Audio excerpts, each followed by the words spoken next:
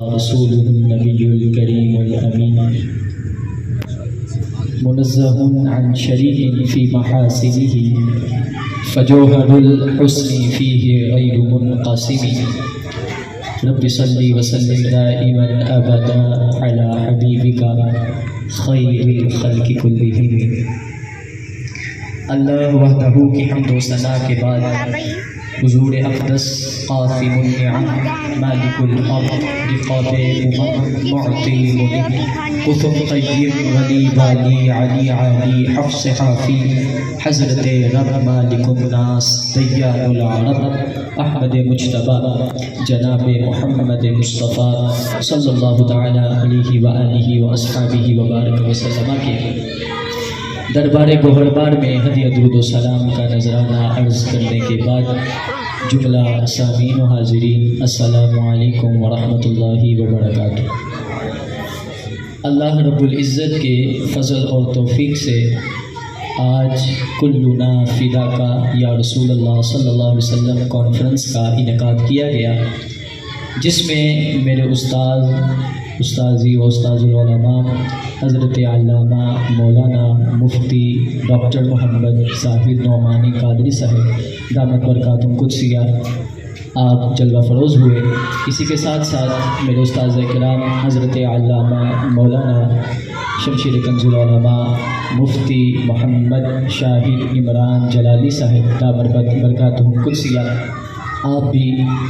جلوہ فروز ہوئے۔ میں آپ کو خوش آمدید کہتا ہوں، اور آپ سب احباب بھی اپنا قیمتی وقت نکال کر اس پروگرام میں آپ نے شرکت کی، آپ سب کا شکر گزار ہیں، خوش آمدید کہتے ہیں۔ کلنا فدا کا یا رسول اللہ صلی اللہ علیہ وسلم کانفرنس کا یہ انعقاد کیا گیا کہ اس کے اندر مذہبی سکولرز کو بلا کر، عظیم مذہبی سکولرز کو بلا کر آپ سب کو سچائی، حقیقت، حق واضح کر دیا جائے کہ ہمارے آقا حضرت محمد مصطفیٰ صلی اللہ علیہ وآلہ وسلم کے لحاظ سے ایک امتی کا کیا عقیدہ ہونا چاہیے۔ اس کے ساتھ ساتھ میں بخاری شریف میں اور سنن ابو داؤد شریف میں جو روایات آئی ہیں اس لحاظ سے آپ کے سامنے رکھتا ہوں۔ آپ سب باخبر ہیں، سب جانتے ہیں کہ قبر میں 3 سوال کیے جائیں گے، جو کہ سنن ابو داؤد شریف میں ہے کہ تمہارا رب کون ہے، تمہارا دین کیا ہے، اور پھر آخر میں پوچھا جائے گا ما کنت تقول فی حق ھذا الرجل لی محمد صلی اللہ علیہ وسلم، کہ بتا یہ جو ہستی ہے محمد صلی اللہ علیہ وآلہ وسلم، ان کے بارے میں تو دنیا میں کیا کہتا تھا۔ لیکن یہاں پر یہ 3 سوال ہے سنن ابو داؤد شریف میں، مگر بخاری شریف میں ایک ہی سوال ہے، وہ یہ ہے کہ ما کنت تقول فی حق ھذا الرجل لی محمد صلی اللہ علیہ وسلم، کہ یہ جو تمہارے سامنے ہستی ہیں حضرت محمد مصطفیٰ صلی اللہ علیہ وآلہ وسلم، ان کے بارے میں تو کیا کہتا ہے۔ اب بات قابل غور ہے کہ جب پوچھا جائے گا کہ تیرا دین کیا ہے، تیرا رب کون ہے، تو یہاں پر جب مر ربو کا پوچھا جائے گا تو جب جواب میں ربی اللہ کہا جائے گا تو 2 چیزیں ہیں، یا تو اس کو بخش دیا جائے گا اور جنت عطا کر دی جائے گی، یا پھر اگلا سوال کیا جائے گا، مگر ایسا نہیں۔ مر ربو کا بھی پوچھا جائے گا تو بخشش نہیں ہوگی، یہ نہیں کیا جائے گا کہ اب اگلا سوال نہ پوچھا جائے، اس نے تو رب کا بتا دیا ہے اب اس کو جنت میں داخل کر دیا جائے، ایسا نہیں۔ پھر پوچھا جائے گا ما دینوں کا، تیرا دین کیا ہے،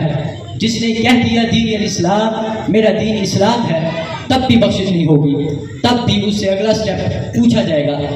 تو نے بتا دیا تیرا رب کون ہے، تیرا دین کیا ہے، اب بخشش نہیں ہوئی۔ ہو سکتا تھا کہ اللہ تعالیٰ فرشتے سنتے اور کہتے اس نے تو رب کا بتا دیا ہے، اب اسے آگے بھی پتہ ہوگا، اس نے اسلام کا بتا دیا ہے، اسے آگے بھی پتہ ہوگا۔ نہیں، جب پوچھا جائے گا ما کنت تقول فی حق ھذا الرجل لی محمد صلی اللہ علیہ وسلم، بتا تو دنیا میں رہ کر ان کے بارے میں کیا کہتا تھا۔ ہاں، اگر تو ان کے علم غیب پر اعتراض نہیں کرتا تھا، تو ان کی نورانیت پر اعتراض نہیں کرتا تھا، تو جا چلا جا جنت میں. ہاں اگر تو ان کے علم غیب پر اعتراض کرتا تھا معاذ اللہ یا ان کی نورانیت پر اعتراض کرتا تھا تو اسی وقت جہنم کا دروازہ کھول دیا جائے گا. تو بتانے کا مقصد یہ ہے کہ یہ سنن ابو داؤد شریف کے اندر جو الفاظ آئے 3 سوال پوچھے گئے کہ ما ربک ما دینک ما کنت تقول فی حق هذا الرجل لمحمد صلی اللہ علیہ وسلم. لیکن بخاری میں کیا الفاظ ہیں؟ امام بخاری کہتے ہیں فقط ایک سوال ما کنت تقول فی حق هذا الرجل لمحمد صلی اللہ علیہ وسلم. سب سے باتیں چھوڑ دے، مر ربک ما دینک چھوڑ، پہلے تو مجھے یہ بتا تو اس محبوب کے بارے میں کیا کہتا ہے، تو اس ذات کے بارے میں دنیا میں کیا کہتا تھا. یہ وہ ذات ہے کہ جن کو بندہ اچھے اعمال، جس کو بندہ دیکھ لے خوبصورت بند نگاہوں سے، یہ جس کو بندہ دنیا میں رہ کر صدائے یا رسول اللہ صلی اللہ علیہ وسلم لگاتا رہے، لبیک یا رسول اللہ صلی اللہ علیہ وسلم کی صدائے لگاتا رہے، اس کو شرک اور بدعت کے فتوے نہ یاد آئے. جو بندہ دنیا میں رہ کر یہ کرتا تھا تو امام بخاری کہتے ہیں اس سے یہی سوال پوچھ کے پتہ کر لیا جائے گا کہ یہ تو پکا سنی ہے، یہ تو دنیا میں بھی رہ کر لبیک یا رسول اللہ صلی اللہ علیہ وسلم کے نعرے لگاتا تھا. تو سامعین محترم، بتانے کا یہ مقصد ہے رسول پاک صلی اللہ علیہ وسلم کی ذات مقدسہ یہ ان کے لحاظ سے ہر بندہ محتاط ہونا چاہیے، اس کو پتہ ہونا چاہیے کہ میرے آقا حضرت محمد مصطفیٰ صلی اللہ علیہ وسلم جن کا ہم نے کلمہ پڑھا ہے ان کی شان کیا ہے، ان کی ختم نبوت کیا ہے. جیسا کہ علامہ صاحب میرے استاذ بتا رہے تھے کہ حال ہی میں یہ مفتی طارق مسعود نامی شخص جس نے میرے آقا حضرت محمد مصطفیٰ صلی اللہ علیہ وسلم کے اوپر تان بازی کی ہے اور غلیظ الفاظ یوز کیے ہیں، تو یہ اس کے ابتدا سے ہی ایسے ہے. کون سا وہ اب، اس کے تو بڑوں نے بھی اپنی کتابوں میں لکھا اور اب وہ خود اس پر چل رہا ہے. تو یہ یاد رکھ لیجئے کہ ہم سب زندہ ہیں، اہل سنت و جماعت، ہم ممتاز قادری دینے والے ہیں، ہم غازی علم الدین شہید دینے والے ہیں. ہم کبھی بھی اپنے آقا حضرت محمد مصطفیٰ صلی اللہ علیہ وسلم کی توہین برداشت نہیں کر سکتے. ہم مر جائیں گے لیکن اپنے نبی کی توہین برداشت نہیں کر سکیں گے. اس واسطے ہمیں پتہ ہونا چاہیے کہ رسول پاک صلی اللہ علیہ وسلم کی جو ذات ہے ان کے بارے میں ہمارا کیا عقیدہ ہونا چاہیے. استادوں کے سامنے تقریر کرنا تو بہت مشکل ہے، آخر سبق بھی استادوں کو سنانا ہوتا ہے. تو میں بندہ نچیز 2 لفظ بول کر اپنی گفتگو کو ختم کرتا ہوں. آپ سب میرے ساتھ مل کر نعرہ لگائیے، نعرہ تکبیر، نعرہ رسالت، نعرہ تحقیق، تاجدار ختم نبوت. دونوں ہاتھوں کو بلند کر کر بلند آواز کے ساتھ نعرہ لگائیں، تاجدار ختم نبوت، تاجدار ختم نبوت، تاجدار ختم نبوت. لبیک یا رسول اللہ.